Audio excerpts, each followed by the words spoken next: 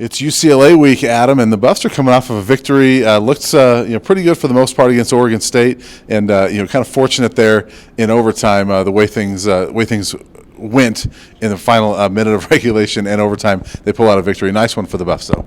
Yeah, it feels like the 3 wins they've had, after each one you go, gosh, they really needed that win. And another case of this team really needing to have the results show kind of the progress we saw out there in Eugene offensively, and then defensively.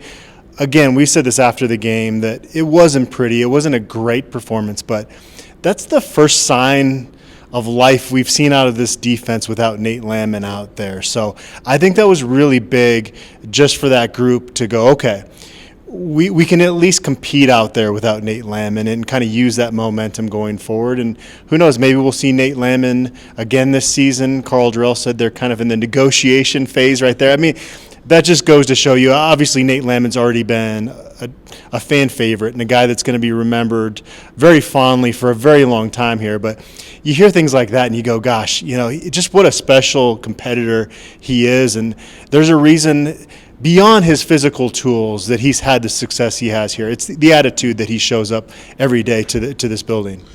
Let's stick with Nate real quick because I think a lot of people, myself included, thought that maybe once he got injured that Nate Landman would choose to kind of let's just shut it down and get ready for the NFL at this point, and not come back to a team that is it's sort of a lost season at this point. Although there's still that shot of a bowl game, and I'm sure Nate wants that. But Carl Durrell said today that there's been no talk of that Nate is chomping the bit and wants to come back. It doesn't surprise me knowing Nate. But yeah. I thought that he might, consider shutting that down.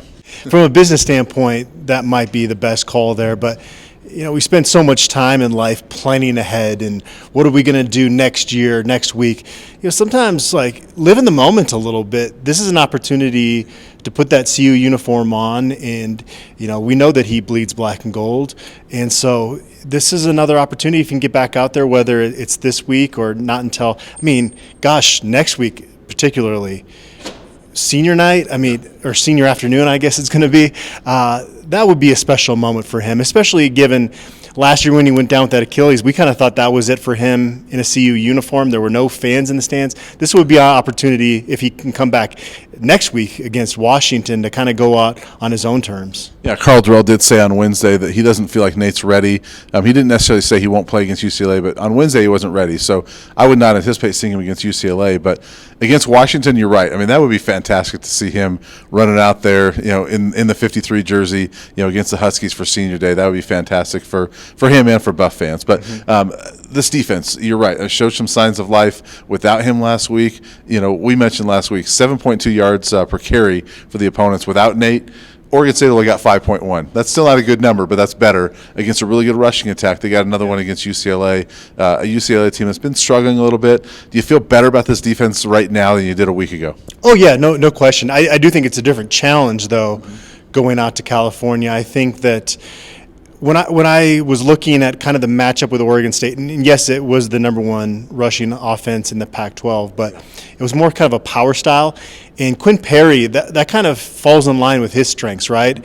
He's that guy that can really make good tackles in the box. You start spreading him out a little bit, that's where kind of his weaknesses as a player show up. I think UCLA is a little bit of a different rushing attack that might be a little bit more challenging for CU's defense, but we'll see. They showed growth last week. We'll see if they can do it again this week. But Zach Charbonnet and Britton Brown, that's a dynamic duo there. And UCLA, they're kind of a microcosm of the Pac-12, right? It's like every time you think you've kind of figured this team out, then they go out and struggle, or they struggle and you think they suck, and then they go out and win a big game. So, but it's going to be a tough game. UCLA has lost 2 in a row, but they battled against Oregon. I think they only lost that game by 3 points, and the other loss was against Utah. Yeah. And Utah is really starting, it always seems to be the case in November. They start to be playing their best football, and so it's still a pretty decent UCLA team. They're still one of only, I think, 4 teams in the Pac-12 with a winning record at this point. So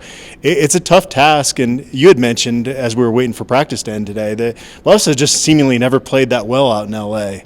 Yeah, they've had a couple games at UCLA that they probably should have won, but they just didn't play well enough to finish them off. I mean, I remember 2015 they ran 4,000 plays that day and didn't win the game, and I think it was 2017 out there. Steven Montez played really well.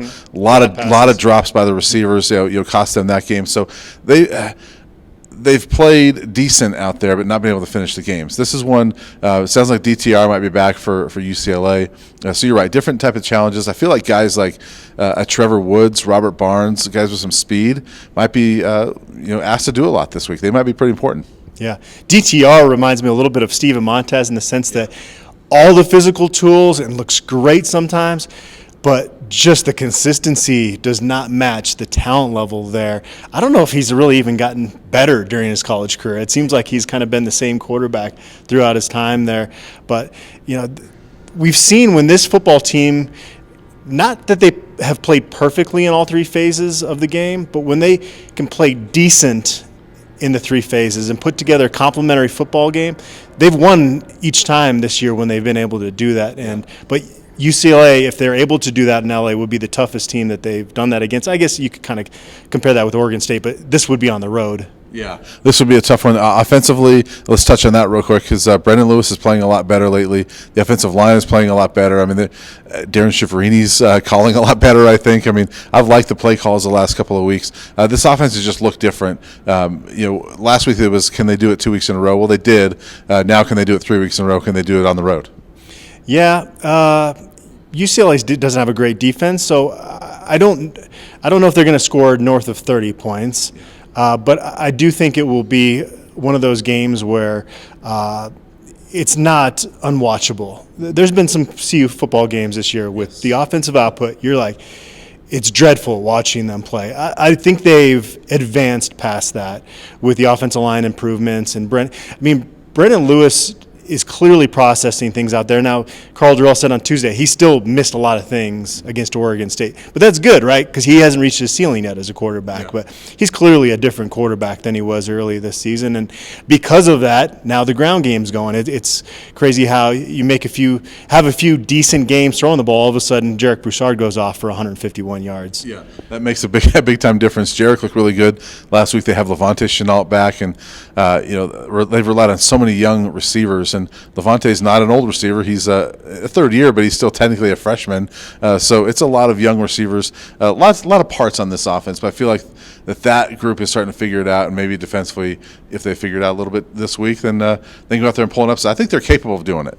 Yeah, if you can keep those receivers out of the transfer portal, man, that's a good-looking group coming back. Like you were asking Carl Durrell about on Wednesday, is that you didn't expect Chase Penry and Ty Robinson to have a big role, but they've come out there and they've looked the part. I mean, they're still, I'm sure, making mistakes out there, but gosh, you really like the future of that. Can they show it again? Again, I think it's going to be one of those weeks where they look better than they did during that stretch where it was hard to watch them, but I have a hard time thinking that they go out there and have a ton of fireworks. Yeah, well, let's get into predictions. So you want to start?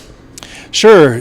Yeah, I need to keep seeing this defense, and I need to see them taken on the road against a team that has talent like UCLA does to really pick the upset here. So I'm going to go ahead and pick UCLA winning this game 38-28. Okay. I feel the same way. I feel like this team is getting better. A couple weeks ago, I might have picked UCLA in a blowout, and I don't think it's going to be that.